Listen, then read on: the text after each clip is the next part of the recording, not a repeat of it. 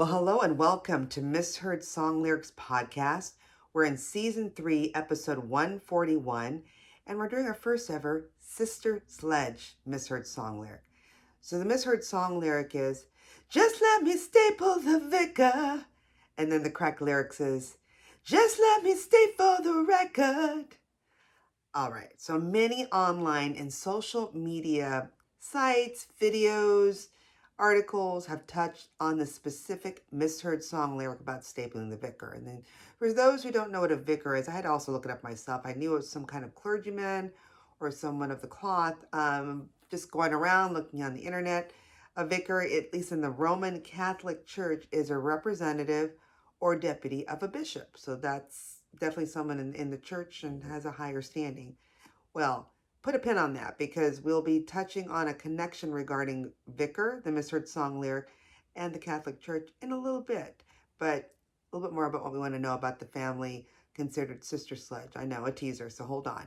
So We Are Family is a song recorded by American vocal group called Sister Sledge. It was actually composed by Bernard Edward and Niles Rodgers. Why does that name ring a bell? Well, Niles Rodgers of the band Chic, which I guess Bernard Edwards is also part of, and he did his famous collaborations with Daft Punk.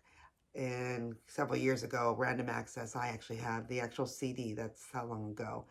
They both offered the song to Atlantic Records, although the record label initially declined, okay?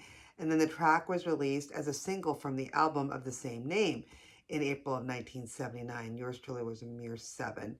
And began to gain club and radio play because it's very catchy. I mean, still love the song. And eventually became Sister Sledge's signature song. So, how did it do? Well, it did well. We Are Family went gold, becoming number 1 in R&B and number 2 pop song on the American charts back in 1979, right just behind Miss Donna Summer's Hot Stuff, along with the tracks He's the Greatest Dancer and Lost in Music. We Are Family reached number 1 on the Billboard Dance Club songs. So it's, crossing over in a lot of different genres there. Now, did you know back in 2017, so 5 years ago, this actual song was selected for preservation in the National Recording Registry by the Library of Congress as being, quote unquote, culturally, historically, or artistically significant. And then Billboard magazine named the song number 20 on their list of 100 greatest girl group songs of all time. So I have to agree with all those accolades. So let's delve into who Sister Sledge is, because I assume that they're sisters. Let's know more about them. It's an American musical group, vocal group from Philadelphia, Pennsylvania. Formed back in 1971, it consists of sisters Debbie, Joni, Kim, and Kathy Sledge. They're all natives of Philadelphia, where Debbie, or Deborah Edwina, going by Debbie Sledge, was born in 1954. Sister Joan Elise, or Joni Sledge, was born in 1956. Kim Sledge in 1957, and the youngest, Kathy Sledge, who's actually the lead singer, was born in 1959. They're all daughters of a Broadway tap dancer by the name of Edwin Sledge, born 1923, passed away in 1996, and actress Florence Sledge, formerly Williams, who was born from 1928 and then passed away in 2007. So a very talented family, as you can see. Definitely a family affair. The sisters were given vocal training by their own grandmother, Viola Williams, a former lyric soprano opera singer, there you go, and protege of civil rights leader Mary McLeod Bethune. And under their grandma Viola's guidance, they regularly sang at their family church, which was Williams Temple Christian Methodist Episcopal, until forming a band and performing at charity and political events throughout Philadelphia, named after their grandma as Mrs. Williams' grandchildren. That's cute. All the sisters graduated from Olney High School, Debbie in 1972, Joni in 74, Kim in 75, and Kathy in 1977. By the end of the decade, all sisters also graduated from Temple University in Philadelphia. So all very, not only talented, but well-educated, as I like to say. But sadly, Sister Joni Sledge, third of the 5 daughters, at age 60 was found dead by a friend at her home in Phoenix, Arizona, back on March 11, 2017. It says, from what I can find from the internet, Wikipedia, and other sources, her death was originally attributed to unknown circumstances as she had no known illnesses according to close family sources. Then, 3 days later, on March 14, 2017, Sledge's cause of death was ruled natural causes. So there you go. All right, more about the siblings. They achieved international success at the height of the disco era, yes. And in 1979, they released their breakthrough album, We Are Family, so named, same name of the song, which peaked at number 3 on the Billboard Hot 200 and included the 1979 U.S. top single, He's the Greatest Dancer and We Are Family. A third single called Lost in Music reached the top 40. We Are Family earned a Grammy Award nomination for their best R&B performance by a duo or group with vocal. Then their other U.S. singles include a 1982 remake of Mary Wells' 1964 hit My Guy, Mama Never Told Me 1973, and Thinking of You in 1984 before reaching number 1 on the UK singles chart with the song Frankie in 1985. Okay? Of course, there's remix versions, right? There's always a remix. And there was remix versions of 3 of their singles in 1993, returning them back to the UK top 20, although Kathy undertook a solo career in 1989. She continued to tour with the group, with Kathy occasionally rejoining for one-off performances and several releases in the 1990s. But remember I told you to put a pin on it regarding the misheard song lyric. People think it's stapling the vicar. Well, did you know in 2015, Sister Sledge performed for none other than Pope Francis at the World Festival of Families in Philadelphia. You see what we did there? We did a full circle. So there's the connection. Misheard song lyric, vicar, and then performing for Pope Francis. Okay, success. So when they were starting out, like any band, and especially this family band, there were some, different, I guess, crossroads in their career. And for a while, it seemed like their future was uncertain for this group. So the backstory that I mentioned earlier with working with Niles Rodgers and Renard Edwards of the band Chic was Atlanta Records connected them with those producers. As they say, the rest was history. So after some initial challenges to working collaboratively, the breakthrough album We Are Family was recorded and released by Cotillion on January 22nd, 1979. I talked about their other lead single, He's the Greatest Dancer, charted on number 1 R&B, and was a top 10 pop crossover smash, peaking at number 9. Then in 1979, the record's title track, which we're talking about today, We Are Family, followed and became, of course, a worldwide smash hit, charting at number 2 pop and number 1 in R&B. Like I said earlier, they were nominated for a Grammy Award, and this is interesting, they were actually adopted as the official anthem for the Pittsburgh Pirates, who went on to win the World Series that year. So there you go. Of course, because of the win, Sister Sledge was invited to perform the national anthem at the opening game in front of 45,000 fans. That's pretty cool. All right. The album itself, We Are Family, was certified platinum by the RIAA and produced 2 more disco singles, Lost in Music and Thinking of You, which I mentioned earlier. Around this time, Sister Debbie Sledge went on to maternity leave, and the eldest sister, Carol, filled in for her. They were named Billboard's Best New Artists. In 1980, their follow-up album, Love Somebody Today, also written and produced by Niles Rodgers and Renard Edwards, was released. There was a lead single titled Love Somebody Today, scored pretty well, moderately, not as big as We Are Family, charting at number 6 on the R&B and number 64 on the pop charts. I'd still be happy with that. That led to a long 3-year live tour began, and the quartet performed sold-out shows all over the world. I wish I was old enough to go to that. And then in 1981, Sister Sledge worked with Naranda Michael Walden, who produced their 5th studio album called All American Girls. The project was intended as a collaboration, but then the resulting album is generally attributed to Naranda Michael Walden. So it sounds like maybe there might be some backstory to that. The title track became a number 3 R&B hit. The title track became a number 3 R&B hit, but the following singles, Next Time You'll Know and If You Really Want Me, did only moderate business. And then, as a tribute to the late Bob Marley, a reggae-influenced mix of the album's 4th release, He's Just a Runaway, was recorded at Radio City Music Hall in New York. Then the sisters self-produced their next record, The Sisters it's called, in 1982, and the album resulted in the number 14 R&B and number 23 pop hit, My Guy. I mentioned earlier, it's a cover of Mary Wells' classic.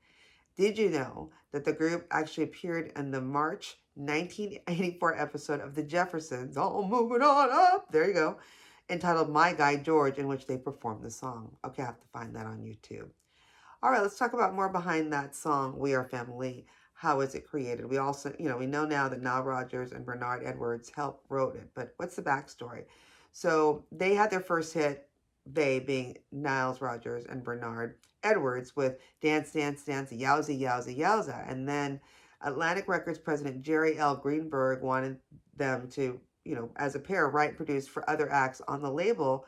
However, both were a little, I would just say, not as confident enough to work with some of the big established recording artists at the time, which was Rolling Stones and Matt Miller.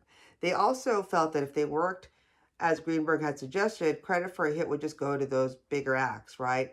And more established people. And both Rodgers and Edwards would not gain proper notice as songwriter and producer. Smart. So they suggested to Greenberg, why don't we write and produce a song for the label's least established acts, aka Sister Sledge? And if they got a hit record, which they did, then they could take on the challenge of writing for someone bigger, which leads now, and probably his writing partner here, Bernard Edwards, all the songs they were on with Madonna and others that they worked in. So smart on them. And if you don't know already, the money is where you write the song. I mean, you could still be popular, make money as the singer, but it's the songwriters that make bank. All right. So what happened regarding the song was, according to Rodgers, the verses were mostly verbatim based on how Greenberg described Sister Sledge to them when first commissioning the work. I bet he said, there's 4 sisters, they're, in a family, and the rest is history. So Rodgers and Edwardson simply walked immediately to the studio, rearranged their notes from the meeting with Greenberg into lyrics, and wrote a song melody underneath them. And did you know that the chorus, and therefore the title, makes reference to the fact that the group are the 4 sisters of a family? There you go. The song has since gone on to be used more generally as an expression of solidarity in various contexts, notably for the anthem of the We Are Family Foundation, which is named after.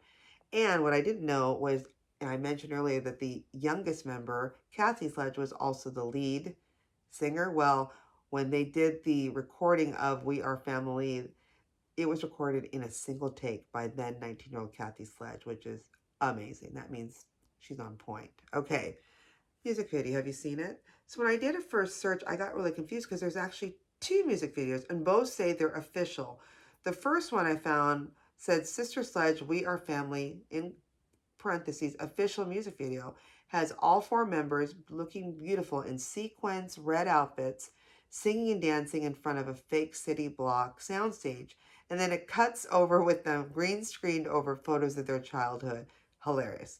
Then there's another one titled Sister Sledge, We Are Family, 1979 official video, and it only shows 3 of the members, not all 4, and they are wearing these beautiful floral printed silky caftans over some stretch pants, high heels I think, dancing outside on the grass in front of what looks like the New York cityscape. So I could not figure out or find anywhere, and if you know, let me know why one had 4 and one had 3. So maybe one of the sisters was out that day, not feeling good. I know we mentioned earlier that one was on maternity leave. Maybe that's what happened.